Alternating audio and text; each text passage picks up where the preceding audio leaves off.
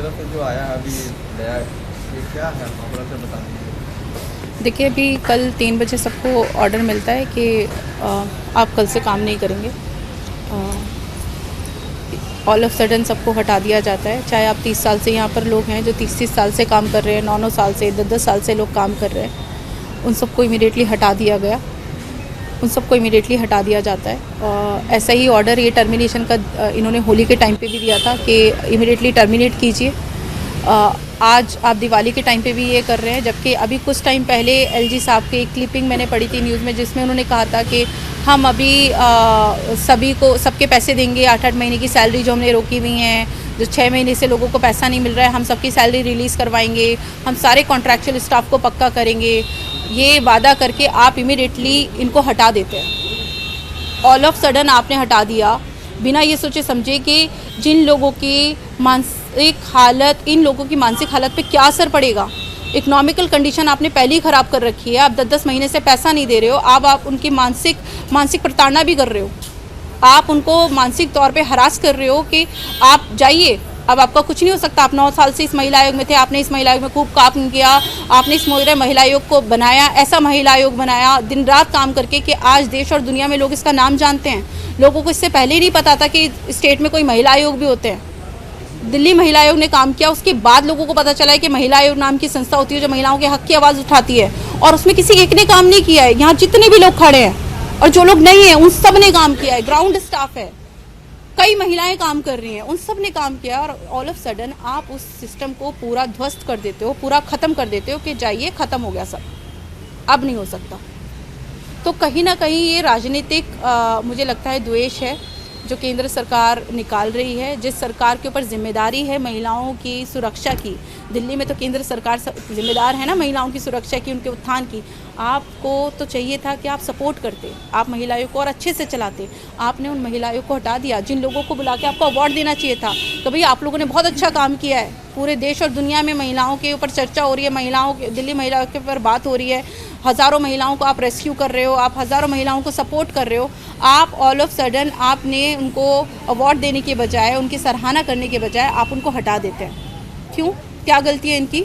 ये गलती है कि ये ईमानदारी से काम कर रहे हैं सब, ये गलती है कि दिन रात काम कर रहे हैं, ये गलती है कि रेप सर्वाइवर की मदद कर रहे हैं, ये गलती है कि एसिड अटैक सर्वाइवर की हेल्प कर रहे हैं। एक भी पर्सन मैं आपको बताना चाहूँगी जो बोल रहे हैं ना इरेगुलरिटीज़ हैं, अनियमितताएँ हैं, एक भी पर्सन इनमें से ऐसा नहीं है जो क्वालिफाइड नहीं है। एक पर्सन क्वालिफाइड है, एक ईमानदार है, एक मेहनती है। ऑफिस में सरकारी लोग आते होंगे 11-11, 12-12 बजे, टाइम से आते हैं, रात तक बैठते हैं। 12 बजे भी कॉल आएगी, 2 बजे भी कॉल आएगी, तो भी विक्टिम की कॉल उठाएंगे। पर्सनल नंबर दे रखे हैं लोगों को, मदद करते हैं लोगों की। उन लोगों को, उन महिलाओं को आप ऑल ऑफ सडन हटा देते हो। एसिड अटैक सर्वाइवर ये लोग हमारे साथ काम करते थे, ऑर्फन लड़कियां हमारे साथ काम करती थी, हमारे साथ सिंगल मदर्स काम करती थी। आप उन सबको हटा देते हैं जिनका घर उनसे ही चल रहा है।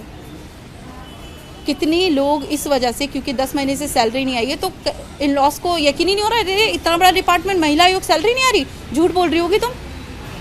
वो महिला डोमेस्टिक वायलेंस का शिकार हुई है इस वजह से।